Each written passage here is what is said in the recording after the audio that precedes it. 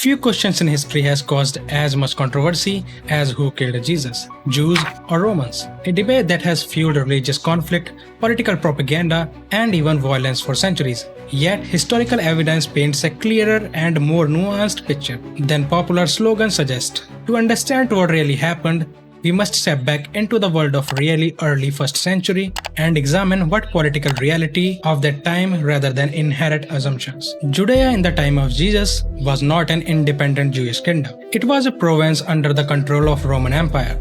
Roman governed the region through appointed officials, and the Roman governor held the absolute authority over law enforcement and punishment. During Jesus' lifetime, the governor was Pontius Pilate. Under Roman law, only Roman administration could authorize capital punishment. Local religious authorities could investigate disputes, enforce religious laws, but they had no legal power to carry out execution without Roman approval. As Gospel accounts describe, Jesus gaining a following, teaching publicly, and criticizing certain temple practices, this created tensions with some Jewish religious leaders who viewed him as a destabilizing figure. According to this account, these leaders questioned Jesus and later brought him before the Pontius Pilate with accusations. However, the same text also shows that final decision rested with Pilate, who ordered Jesus to be crucified. Crucifixion is significant here because it was a Roman method of execution used for political rebels and threats to imperial order. Jewish law, when allowed to conduct execution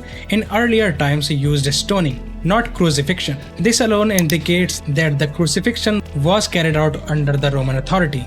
To move beyond religious text, historians examine non-Christian sources from the same era.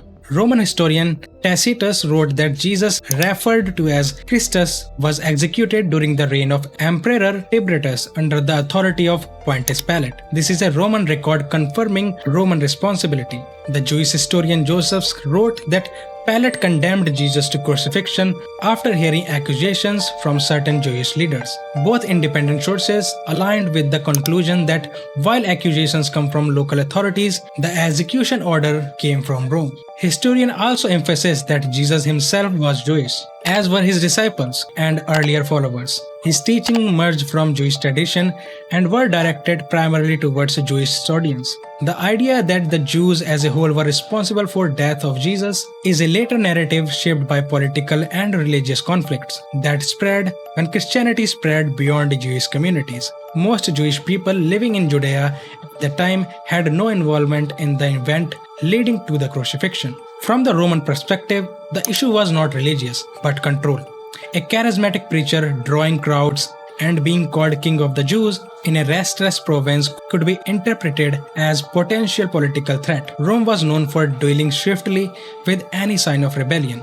Crucifixion served as both punishment and a public warning. In this context, Jesus' execution fits a familiar Roman pattern of suppressing perceived unrest. Modern historians, both religious and secular, broadly agree on shared conclusion. Some Jewish religious leaders opposed Jesus as participated in bringing accusations. The Roman governor held a legal authority and issued death sentence. The Roman state carried out the crucifixion. No credible historical evidence supports the idea of collective guilt belonging to Jewish people as a whole. Even major Christian institutions in the modern era officially reject such interpretation, acknowledging that they arose later polemic rather than historical fact. When we remove centuries of political bias and inherited prejudice, the historical picture becomes clear.